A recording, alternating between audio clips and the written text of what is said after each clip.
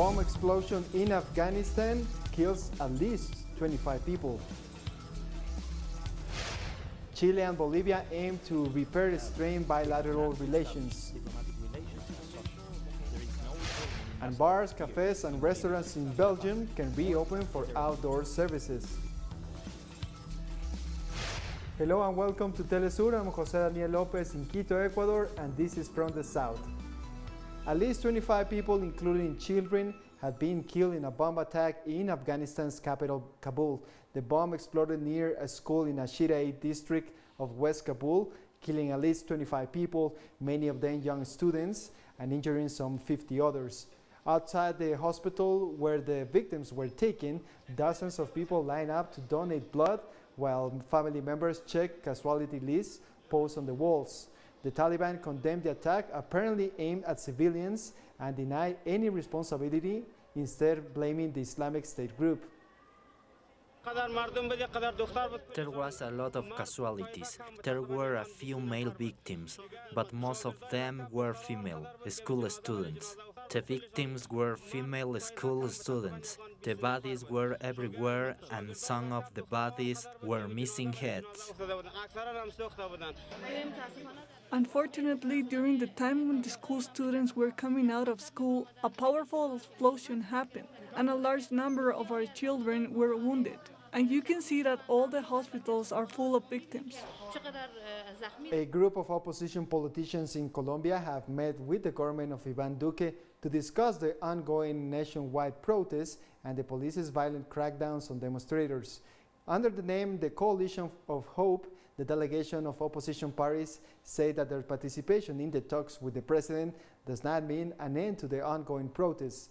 The meeting was held without the leaders of the Colombian National Strike Movement. The coalition demanded that President Iván Duque take better control of security forces and stop the massacre against the protesters. New meetings are expected to be held with other sectors in parallel with the protest movement. Venezuelan Vice President Delcy Rodriguez has denounced the ongoing massacre in Colombia, as security forces have violently repressed hundreds of thousands of Colombians who have been protesting for 10 days against the government of President Iván Duque. What began as a national protest to reject a tax reform has become one of the largest demonstrations Colombia has ever seen, with at least 37 people killed, hundreds more injured, and dozens missing. The international community is stunned by the massacre that is taking place in Colombia and against the sisterly people of Colombia. From here, our solidarity to the sisterly people of Colombia who are being massacred. I have not seen Secretary General of Organization of American States Luis Almagro in Colombia at this moment when the people of Colombia are being massacred. Dozens have gathered outside the Colombian consulate in the Venezuelan capital Caracas to protest the brutal state violence against anti-government protests in Colombia. We have to make it clear that we understand the motives of the Colombian mobilization and that we know that it is not a protest led by terrorist organizations, as the Colombian government pretends to make it look. It is the Colombian people who are desperate and who are looking for alternatives to a tax reform that was precisely going to squeeze their pockets. Several cities around the world have shown solidarity with protesters in Colombia. In Washington, D.C., the United States, dozens gathered in the streets to voice their support. Singing in Spanish, members of the Colombian diaspora in the U.S. marched peacefully with signs and Colombian flags, showing that they stand with the Colombian people in their struggle against the government of Iván Duque. They condemned the violence and the unnecessary deaths of people who were only exercising the right to peacefully protest. I have friends, family, that they're in Colombia, and I just see so many terrible videos of all them being harassed and murdered. I was in contact with one of my friends that he can't leave the house. He hasn't been able to go to get food, and him and his family are all sharing a little bag of rice. The Cuban Foreign Ministry has condemned the Colombian government's decision to expel the first secretary of the Cuban embassy in Bogota, Omar Rafael García Lasso. Colombian lawmakers have also condemned the move and stressed that it shows that the sectors linked to former Colombian President Álvaro Uribe have not forgiven Cuba for its role in reaching the 2016 peace accords. Cuban Minister of Public Health José Ángel Portal Miranda announced that an intervention study will be carried out using the country's COVID-19 vaccine candidates. The goal is to control the spread of the infection, reduce exposure levels and mortality rates.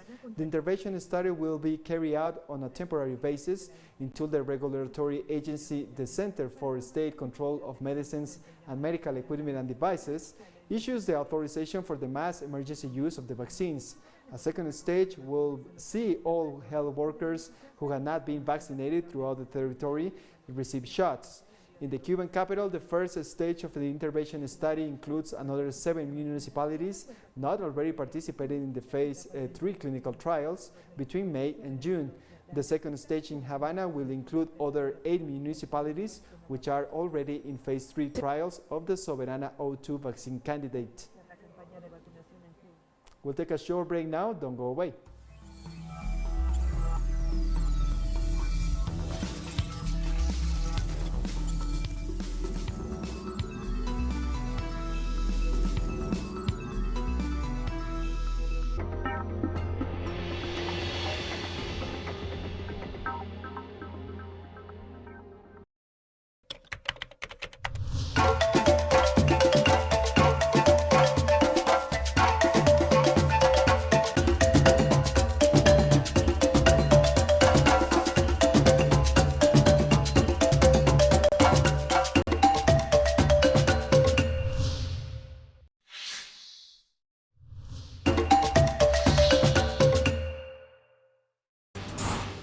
Innovation, science, the technological breakthrough, and its influence in society. Viajeros del saber, el futuro está aquí. Atomen. Monday, only on teleSUR.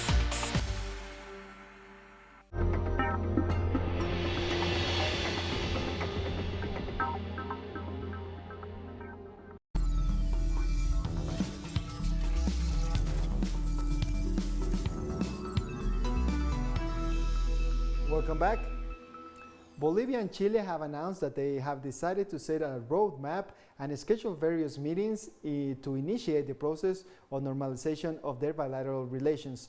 Bolivian Foreign Minister Rogelio Maita informed his Chilean counterpart that his country's position on the access to the sea remains unchanged. What we are having with Chile is for the sake of dialogue. We have not re-established diplomatic relations as such.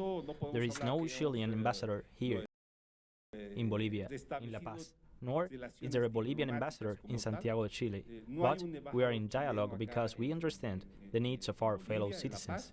We have an extensive border. We are neighbors. There are Bolivians who go to Chile, Chileans who come from this side. Trade, goods. Obviously, we see the need to discuss certain aspects. The Brazilian Supreme Court has announced that the Rio de Janeiro police had likely committed arbitrary executions during a deadly raid in a favela on Thursday, which left 25 people dead. Judge Edson Fachin assured that the testimonies on the incidents are serious and that in one of the videos showing the operation, there are indications of acts that could constitute an arbitrary execution. According to local rights organizations, the events in the favela of Jacarezinho are one of the biggest massacres by police in the history of the state of Rio. Witnesses and activists point out that there are indications that the police shot suspects who already surrendered. They also criticize that the police moved the corpus of the victims after the massacre, making the judicial investigations more difficult. The governor of the Brazilian state of Sao Paulo, João Doria, has received his first dose of the CoronaVac vaccine. Doria, a fierce critic of Brazilian President Jair Bolsonaro, with whom he has clashed with many times over vaccines and pandemic restrictions, say that the far-right leader is offering a bad example to Brazil by not getting vaccinated. Sad Brazil, where the President of the Republic, Jair Bolsonaro, defends chloroquine instead of the vaccine. If he had defended the vaccine against COVID-19, he would have already been vaccinated, because he is at the age to be vaccinated. He could have been vaccinated, but he has not been. He is giving a bad example to Brazil. On Friday, United Nations Human Rights spokesperson Marta Hurtado called for an independent investigation into the death of 25 people during the police raid of a favela in Rio de Janeiro. We are deeply disturbed by the death of at least 25 people in a police operation in the Jacarezinho neighborhood in Rio de Janeiro yesterday, May 6. This appeared to have been the deadliest operation in more than a decade in Rio de Janeiro and reinforces an old trend of unnecessary and disproportionate use of force by the police in Brazil's poor, marginalized, and predominantly Afro-Brazilian neighborhoods known as favelas. We remind the Brazilian authorities that the use of force should be applied only when strictly necessary. Lethal force should be used as a last resort and only in cases where there is an imminent threat to life or serious injury. We ask the prosecutor to conduct an independent, complete, and impartial investigation of this incident in accordance with international standards, in particular the Minnesota Protocol on the investigation of potentially illegal death. The Spanish foreign minister has asked Brazil for more commitments in the fight against deforestation in the Amazon. The minister said this could help facilitate a trade agreement between the European Union and the Southern Common Market, Mercosur. Diplomatic sources had previously stressed that the Spanish government also wants to put limits on China's growing political and economic influence in Mercosur countries and has stressed the strategic importance of Latin America for Europe. The sustainability chapter in its current state is not enough, and that is why we need to perfect this European Union-Mercosur trade agreement. On how to perfect European Union-Mercosur agreement by creating a kind of additional protocol, a reciprocal commitment of Mercosur and the European Union with the Paris Agreement, with the agreement of the Convention for the Protection of Biodiversity, and also with the commitments on deforestation. The Mexican President Andrés Manuel López Obrador and U.S. Vice President Kamala Harris had met virtually to address immigration issues. Ahead of the meeting, the Mexican president accused the U.S. of meddling in Mexico's internal affairs. López Obrador revealed tax records of payments from the U.S. government to a local anti-corruption watchdog, which he said was working against his administration. Meanwhile, in the virtual meeting, Harris stated that it is in Washington and Mexico's mutual interest to provide immediate relief to the so-called Northern Triangle formed by Guatemala, Honduras, and El Salvador to reduce migration. The triangle has been long plagued by social unrest, poverty, violence, and corruption. Some political analysts say this is partially due to the centuries of U.S. meddling in the region's affairs. The crisis has caused many people from these countries to flee in search of a better life. The Mexican president said the U.S. could count on his country to help in matters of immigration. In Argentina, teachers, students, and parents have rallied in front of the local government headquarters in Buenos Aires to protest against the call to resume in-person classes in the province. Demonstrations stress they lack the means to ensure safety for teachers and students in the midst of a new surge of coronavirus cases. They call on Government Chief Horacio Rodríguez Larreta to adopt the necessary measures as a growing number of evidence shows a surge in cases of COVID-19 among school children. The national government had sought to suspend the return to classes in the capital province, but their decision was overruled by the Supreme Court, which said the decision was up to local authorities. Several teaching unions have gone striking to oppose the move. Still in Argentina, more sectors are calling on pharmaceutical corporations to lift the patterns of vaccine against COVID-19 to ensure global production. We have more details in the following report by our correspondent Carolina Silvestre.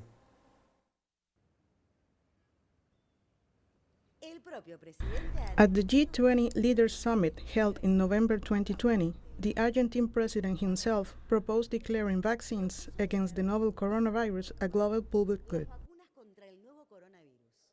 Argentina is also committed to any regional or global initiative aimed at facilitating universal and equitable access to medicines, treatments, and vaccines. Cooperation and solidarity are the two elements to fight against the pandemic.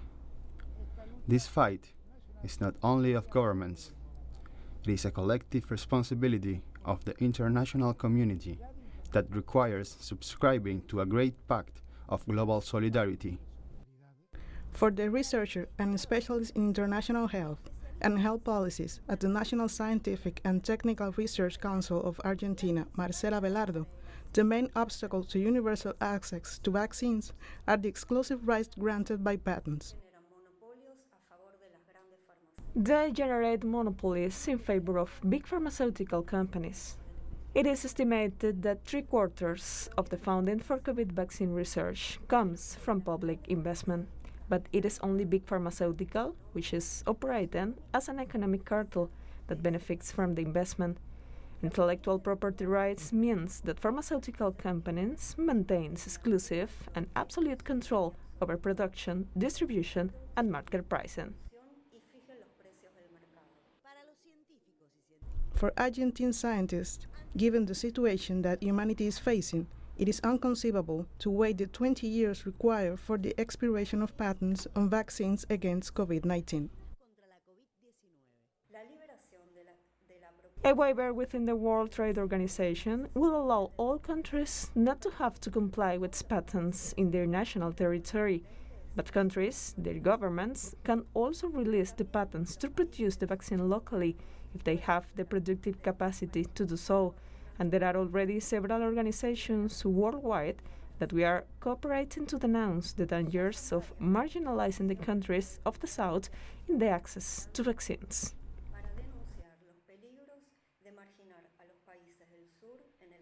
More and more governments, voices, and sectors of the world are making the same demand.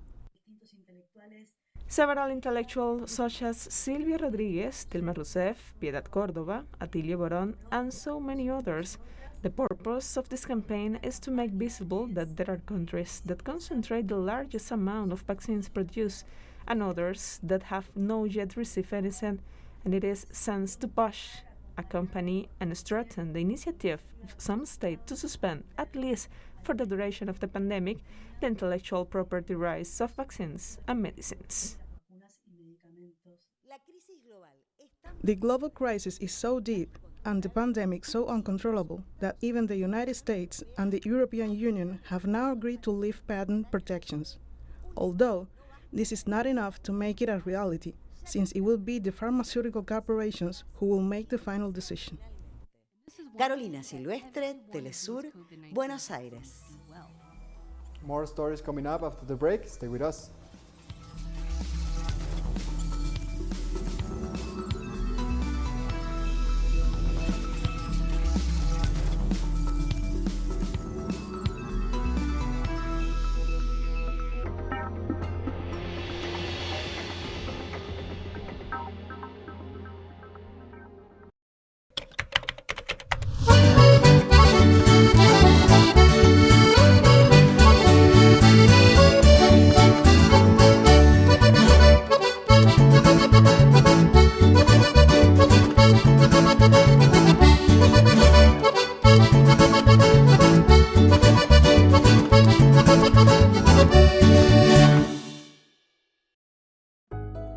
It is our duty to reverse the damage we cause to the planet.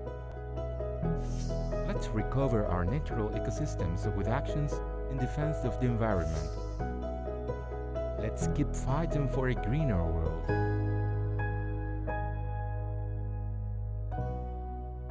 Wednesdays, only on teleSUR.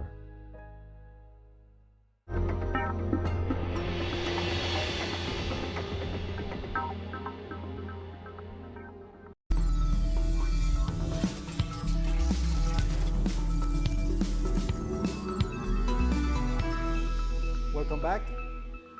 Bars and restaurants in Belgium have reopened their outdoor terraces after months of lockdown due to the COVID-19 pandemic. Belgium has launched its so-called outdoor plan to allow cultural activities, religious services, and sports. Now bars, cafes, and restaurants will be able to open with outdoor seating only. The current curfew from midnight to 5 a.m. will be replaced with a ban on outdoor gatherings of more than 3 people in the evenings. Belgian residents will also be allowed to host 2 people from the same household inside their home. The Palestinian Red Crescent reported that at least 163 Palestinians were wounded when Israeli forces attacked worshippers at the Al-Aqsa Mosque around occupied East Jerusalem on the last Friday of Ramadan. The holy city has seen rising tensions for a week as a result of Israeli plans to evict several Palestinian families from the Sheikh Jarrah neighborhood. While Israeli settlers have already occupied the homes of many Palestinians in the area, the occupying Israeli forces fired rubber bullets and stun grenades and used water cannon to disperse several hundred protesters gathered near homes of families potential eviction. At the same time, activists denounced that social media giants have been preventing and banning pro-Palestine contents on their platform.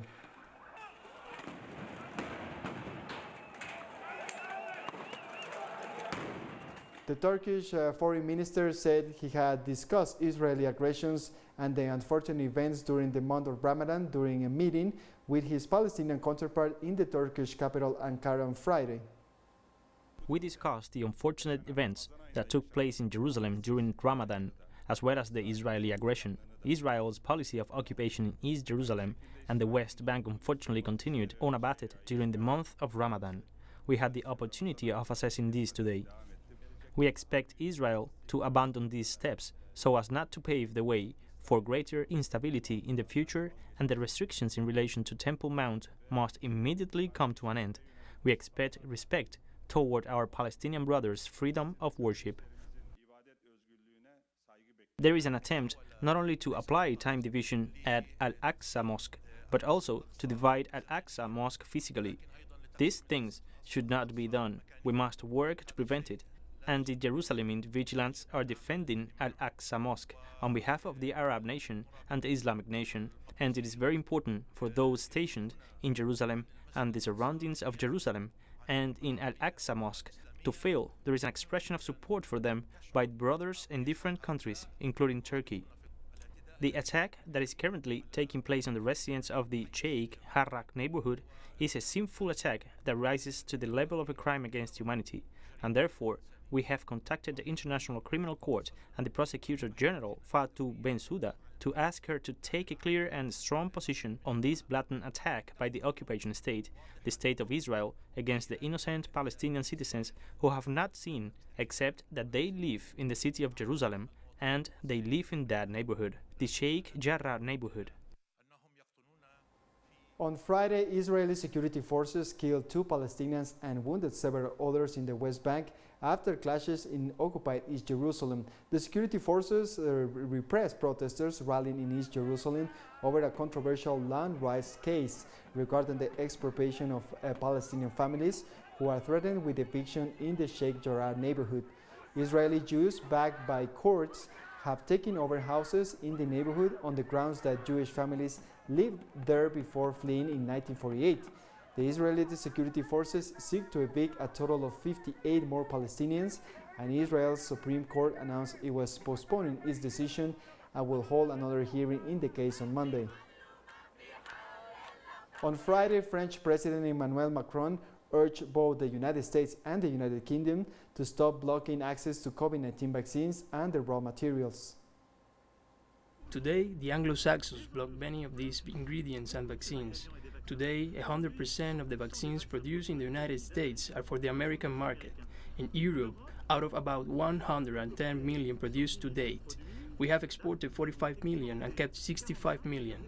We are the most generous in the world today. The Director General of the World Health Organization, Tedros Adhanom Ghebreyesus, announced the agency's approval of the Sinopharm COVID-19 vaccine for emergency use. The UN Health Agency has signed off on the 2-dose vaccine, which is already being deployed in dozens of countries around the world. The World Health Organization has already given emergency use listing to vaccines made by Pfizer, BioNTech, Moderna, Johnson & Johnson, and the AstraZeneca jab being produced in India and South Korea. This afternoon, WHO gave emergency use listing to Sinopharm Beijing's COVID-19 vaccine, making it the 6th vaccine to receive WHO validation for safety, efficacy, and quality. And we come to the end of this news brief. You can find this and many other stories in our website at telesurenglish.net. And join us on social media, Facebook, Twitter, and Instagram. For TeleSUR English, I'm Jose Daniel Lopez. Thank you for watching.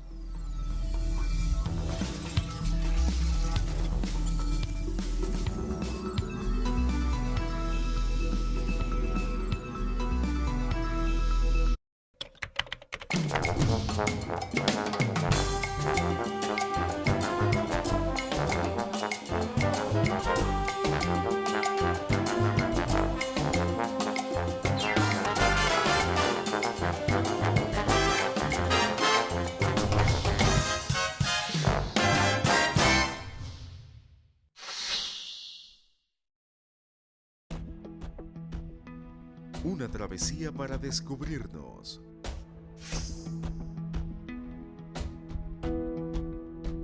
Buscamos conexiones perdidas. No nos queda otra que luchar, porque no tenemos nada que perder. Realmente es por todos. Recorremos el mundo con